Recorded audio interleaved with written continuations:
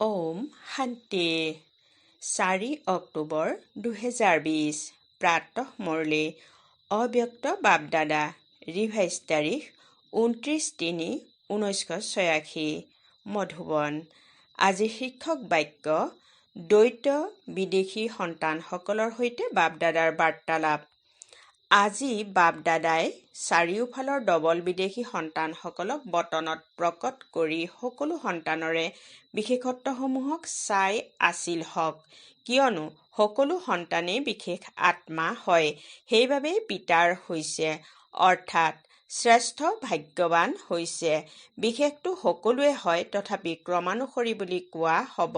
গতিকে আজি বাপদাদাই ডবল বিদেশী সন্তানসকলক বিশেষ ৰূপত চাই আছিল হওক।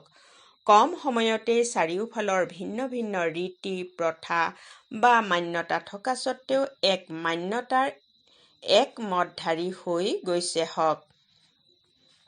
বাপদাদাই বিশেষকৈ দুটি বিশেষত্ব সংখ্যাগৰিষ্ঠৰ মাজত প্ৰত্যক্ষ কৰি আছে। এটাটো স্নেহৰ সম্বন্ধত বহুত সোনকালে বান্ধ খাই গৈছে। স্নেহৰ সম্বন্ধত ঈশ্বৰীয় পৰিয়ালৰ হোৱাত, পিতাৰ হোৱাত ভাল সহযোগ দিছে। গতিকে এটা স্নেহত অহাৰ বিশেষত্ব, দ্বিতীয়তে স্নেহৰ কাৰণে পৰিৱৰ্তন শক্তি সহজে বাস্তৱিক ৰূপত আনিছে। স্ব-পৰিৱৰ্তন আৰু লগতে সতীৰ্থসকলৰ পৰিৱৰ্তনত ভাল নিষ্ঠাৰে আগবাঢ়ি গৈ আছে। গতিকে স্নেহৰ শক্তি আৰু পৰিৱৰ্তন কৰাৰ শক্তি এই দুটি বিশেষত্বক সাহসেৰে ধাৰণ কৰি ভালেই প্ৰমাণ দেখুৱাই আছে। আজি বটনত বাপদাদাই পৰস্পৰৰ সন্তানসকলৰ বিশেষত্বৰ ওপৰত বাৰ্তালাপ কৰি আছিল। এতিয়া এই বছৰৰ অব্যক্তৰ ব্যক্ত ৰূপত মিলনৰ ছিজন বুলি কোৱা বা মিলন মেলা বুলি কোৱা সেয়া সমাপ্ত হৈ আহিছে। গতিকে বাপদাদাই সকলোৰে ফলাফল চাই আছিল হওক। এনেয়েতো অব্যক্ত ৰূপেৰে অব্যক্ত স্থিতিৰে সদায় মিলন হয়েই আৰু সদায় হৈ থাকিব। কিন্তু সাকাৰ ৰূপৰ দ্বাৰা মিলনৰ সময় নিশ্চিত কৰিবলগীয়া হয় আৰু এই ক্ষেত্ৰত সময়সীমা বান্ধি দিবলগীয়া হয়। অব্যক্ত ৰূপৰ মিলনত সময়ৰ সীমা নাথাকে। যিয়ে যিমান বিচাৰে মিলন উদযাপন কৰিব পাৰে। অব্যক্ত শক্তিৰ অনুভূতি কৰি নিজক সেৱাক সদায় আগবঢ়াই নিব পাৰা। তথাপিও নিশ্চিত সময় অনুসৰি এইটো বছৰৰ এই ছিজন সমাপ্ত হৈ আছে। কিন্তু সমাপ্ত নহয়, সম্পন্ন হৈ আছা। লগ পোৱা অৰ্থাৎ সমান হোৱা। সমান হৈছা নহয়, গতিকে সমাপ্তি নহয়। যদিও ছিজনৰ সময়টো সমাপ্ত হৈ আছে, কিন্তু নিজে সমান আৰু সম্পন্ন হৈ গৈছা। সেইবাবে বাপদাদাই চাৰিওফালৰ ডবল বিদেশী সন্তানসকলক বটনত দেখি হৰ্ষিত হৈ আছিল, কিয়নো সাকাৰতো কোনোবা আহিব পাৰে, কোনোবা আহিবও নোৱাৰে। সেইবাবে নিজৰ চিত্ৰ অথবা পত্ৰ পঠিয়াই দিয়ে। কিন্তু অব্যক্ত ৰূপত বাপদাদাই চাৰিওফালৰ সংগঠনক সহজে প্ৰকট কৰিব পাৰে। যদি ইয়ালৈ সকলোকে মতাও হয়, তথাপিও থকা মেলাৰ সকলো সাধন লাগে। অব্যক্ত বটনততো এই স্থূল সাধনবোৰৰ কোনো আৱশ্যকতা নাই। তাততো কেৱল ডবল বিদেশীয়েই নহয়, গোটেই ভাৰতৰ সন্তানসকলকো যদি একত্ৰিত কৰা, তেন্তে এনেকুৱা লাগিব যেন বেহদৰ অব্যক্ত বটন। তাত যিমান লাখেই নহওক, তথাপিও এনেকুৱা লাগিব যেন তেনেই সৰু সংগঠন দেখিবলৈ পোৱা গৈছে। গতিকে আজি বটনত কেৱল বিদেশীসকলক প্ৰকট কৰিছিলোঁ। বাপদাদাই প্ৰত্যক্ষ কৰি আছিল যে ভিন্ন ৰীতি প্ৰথা থকা স্বত্বেও দৃঢ় সংকল্পেৰে ভাল প্ৰগতি কৰিছে। গৰিষ্ঠ সংখ্যকেই উৎসাহ উদ্দীপনাৰে চলি আছে। কোনো খেল দেখাওঁতা থাকেই, কিন্তু ফলাফলত এইটো অন্তৰ দেখিলোঁ যে যোৱা বছৰলৈকে বিবুদ্ধিত বেছিকৈ পৰিছিল, কিন্তু এই বছৰৰ ফলাফলত বহুত সন্তানক আগতকৈ মজবুত দেখা গ'ল। কোনো বাপদাদাক খেল দেখুওৱা সন্তানো দেখিলে বিবুদ্ধিত পৰাৰো খেল কৰে নহয়। সেই সময়ৰ ভিডিঅ' উলিয়াই যদি চোৱা, তেন্তে তোমালোকৰ একেবাৰে নাটক যেন লাগিব। কিন্তু আগতকৈ পাৰ্থক্য আছে। এতিয়া অনুভৱী হৈছা, গম্ভীৰো হৈ আছা। গতিকে এয়া ফলাফল দেখিলোঁ যে পঢ়াৰ প্ৰতি স্নেহ আৰু স্মৃতিত থকাৰ উৎসাহে ভিন্ন ৰীতি প্ৰথাৰ মান্যতাক সহজে সলনি কৰি দিয়ে। ভাৰতবাসীৰ পৰিৱৰ্তন হোৱাটো সহজ। দেৱতাসকলক জানে, শাস্ত্ৰৰ মিশ্ৰিত জ্ঞানক জানে, গতিকে মান্যতা ভাৰতবাসীৰ বাবে ইমান নতুন নহয়। তথাপিও সামূহিকভাৱে চাৰিওফালৰ সন্তানসকলৰ মাজত এনেকুৱা নিশ্চয় বুদ্ধি, অটল অচল আত্মাসকলক দেখিলোঁ। এনেকুৱা নিশ্চয় বুদ্ধিয়ে অন্যকো নিশ্চয় বুদ্ধিৰ কৰি তোলাত উদাহৰণ হৈছে। প্ৰবৃত্তিত থাকিও শক্তিশালী সংকল্পৰে দৃষ্টি বৃত্তিৰ পৰিৱৰ্তন কৰি লয়। তেনেকুৱাও বিশেষ ৰত্ন দেখিলোঁ। কোনোবা এনেকুৱাও সন্তান আছে যিয়ে যিমানেই নিজৰ ৰীতি অনুযায়ী অল্পকালৰ সাধনত অল্পকালৰ সুখত মগ্ন হৈ আছিল, এনেকুৱা সকলেও ৰাতি দিনৰ পৰিৱৰ্তনত ভাল তীব্ৰ পুৰুষাৰ্থীৰ শাৰীত চলি আছে। যদিও বেছি আন্দাজ নাপায়, কিন্তু তথাপিও ভাল। যিদৰে বাপ-দাদাই একে ঘাপে বলি যোৱাৰ দৃষ্টান্ত দিয়ে, এনেদৰে মনেৰে ত্যাগ কৰাৰ সংকল্প কৰাৰ পাছত দৃষ্টিও যাতে নাযায়, এনেকুৱাও আছে। আজি সামূহিক ফলাফল চাই আছিলোঁ। শক্তিশালী আত্মাসকলক দেখি বাপ-দাদাই মিচিকিয়াই বাৰ্তালাপ কৰি আছিল যে ব্ৰহ্মাৰ ৰচনা দুই প্ৰকাৰৰ বুলি গায়ন আছে। এক, ব্ৰহ্মাৰ মুখেৰে ব্ৰাহ্মণ প্ৰকট হ'ল, আৰু দ্বিতীয় ৰচনা ব্ৰহ্মাই সংকল্পৰে সৃষ্টি ৰচিলে।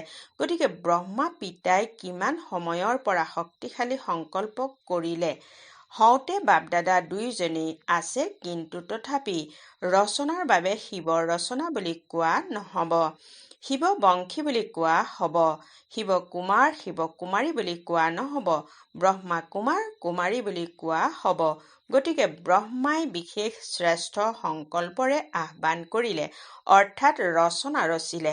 গতিকে ব্ৰহ্মাৰ এই শক্তিশালী সংকল্পৰে আহ্বানেৰে সাকাৰত আহি গলা। সংকল্পৰ ৰচনাও কম নহয়।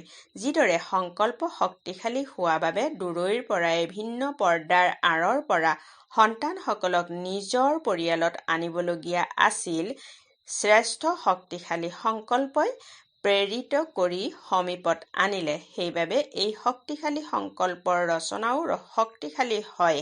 বহুতৰে অনুভৱো আছে যেন বুদ্ধিক কোনোবাই বিশেষভাৱে প্ৰেৰিত কৰি সমীপত আনি আছে। ব্ৰহ্মাৰ শক্তিশালী সংকল্পৰ কাৰণে ব্ৰহ্মাৰ চিত্ৰক দেখিলেই চৈতন্যতাৰ অনুভৱ হয়।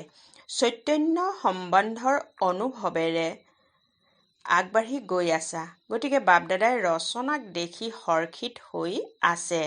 এতিয়া আগলৈ আৰু অধিক শক্তিশালী ৰচনাৰ প্ৰত্যক্ষ প্ৰমাণ দি থাকিব। ডবল বিদেশীসকলৰ সেৱাৰ সময়ৰ হিচাপত এতিয়া শৈশৱৰ সময় সমাপ্ত হ'ল। এতিয়া অনুভৱী হৈ আনকো অচল অটল কৰি তোলাৰ, অনুভৱ কৰোৱাৰ সময়। এতিয়া খেল কৰাৰ সময় সমাপ্ত হ'ল। এতিয়া সদায় সমৰ্থ হৈ নিৰ্বল আত্মাসকলক সমৰ্থ কৰি গৈ থাকা। তোমালোকৰ মাজত দুৰ্বলতাৰ সংস্কাৰ থাকিলে আনকো দুৰ্বল কৰি তুলিবা।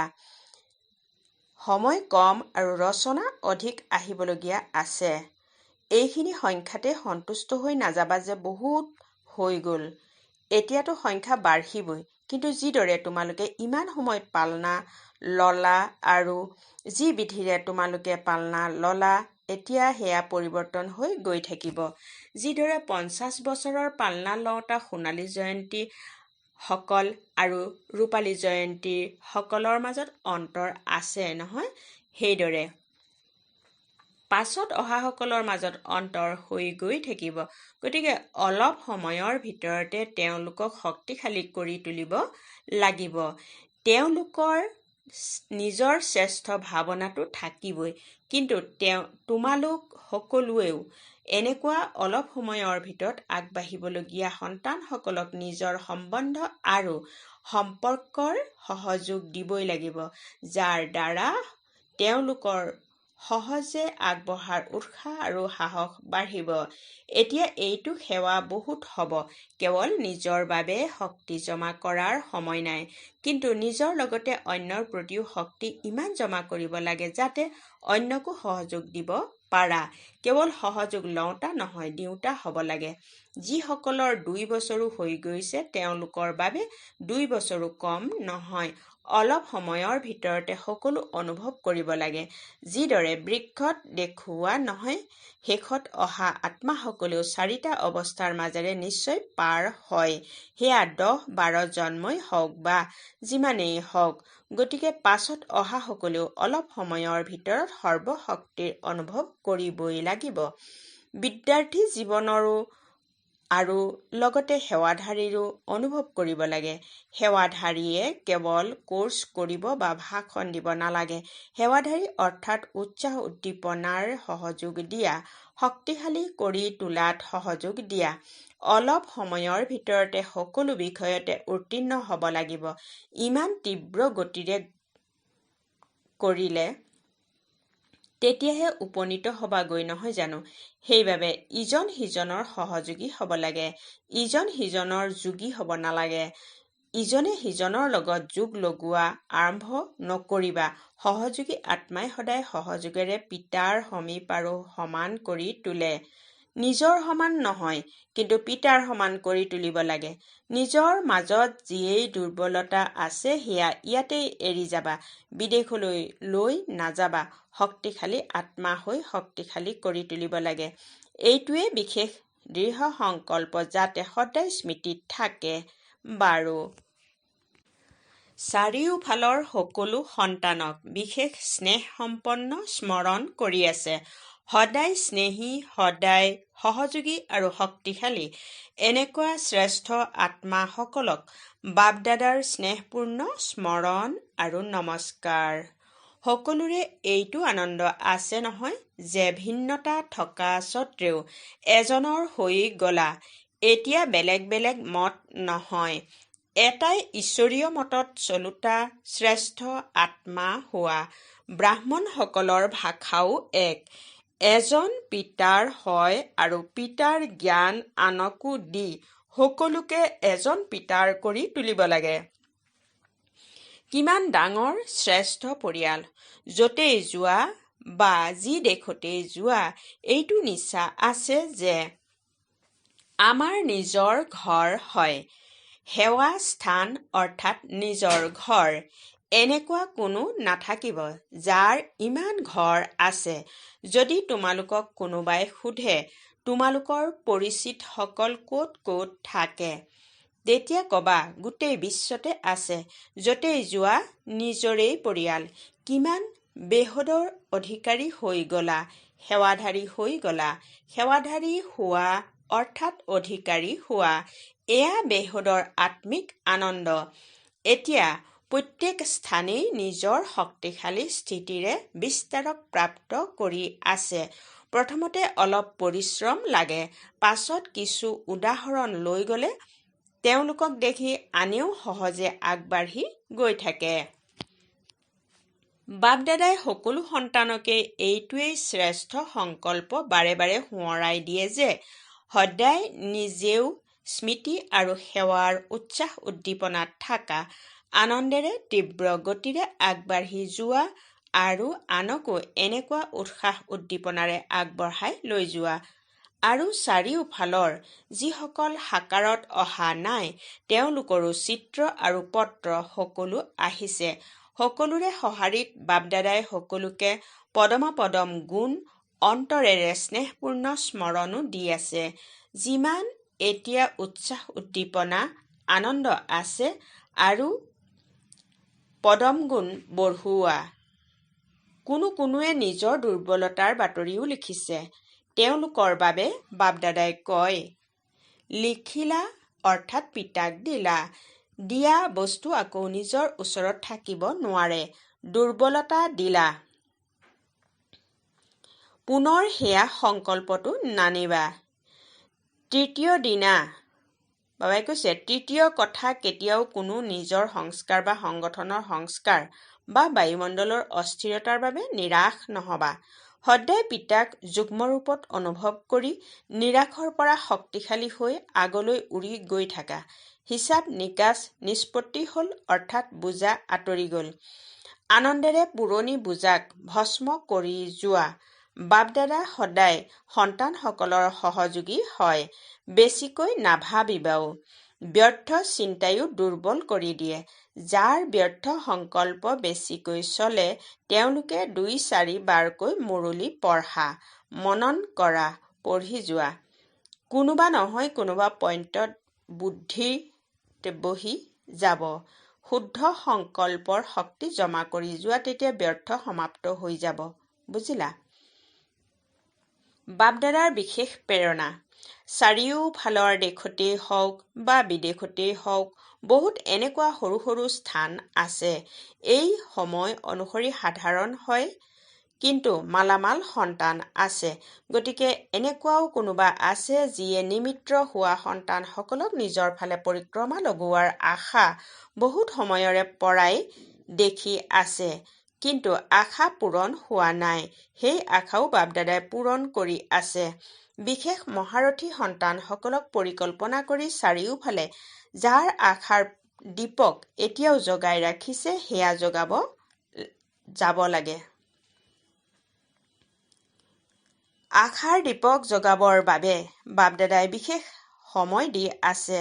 সকলো মহাৰথীয়ে মিলি ভিন্ন ভিন্ন স্থান ভগায়। গাঁৱৰ সন্তানসকল যাৰ ওচৰত সময়ৰ কাৰণে যাব পৰা নাই, তেওঁলোকৰ আশা পূৰণ কৰিব লাগে। মুখ্য স্থানসমূহলৈতো মুখ্য অনুষ্ঠানৰ বাবে যোৱাই, কিন্তু যিবোৰ সৰু সৰু স্থান আছে তেওঁলোকে যথাশক্তি আয়োজন কৰা অনুষ্ঠানবোৰেই ডাঙৰ অনুষ্ঠান। তেওঁলোকৰ ভাৱনাই সকলোতকৈ ডাঙৰ অনুষ্ঠান। বাপ-দাদাৰ ওচৰত এনেকুৱা বহুত সন্তানৰ বহুত সময়ৰ অনুৰোধ ফাইলত পৰি আছে। সেই ফাইলো বাপ-দাদাই পূৰণ কৰিব বিচাৰে। মহাৰথী সন্তানসকলক চক্ৰৱৰ্তী হোৱাৰ বিশেষ সুযোগ দি আছে। পাছত এনেকৈ নকবা সকলো ঠাইতে দাদী যাব। নহয়, যদি এগৰাকী দাদীয়ে সকলো ঠাইতে যায় তেন্তে ৫ বছৰ লাগি যাব। আকৌ ৫ বছৰ বাপ-দাদাক নাহক এইটো মানি ল'বানে? বাপ-দাদাৰ ছিজন ইয়াত হ'ব আৰু দাদী পৰিক্ৰমা লগাবলৈ যাব।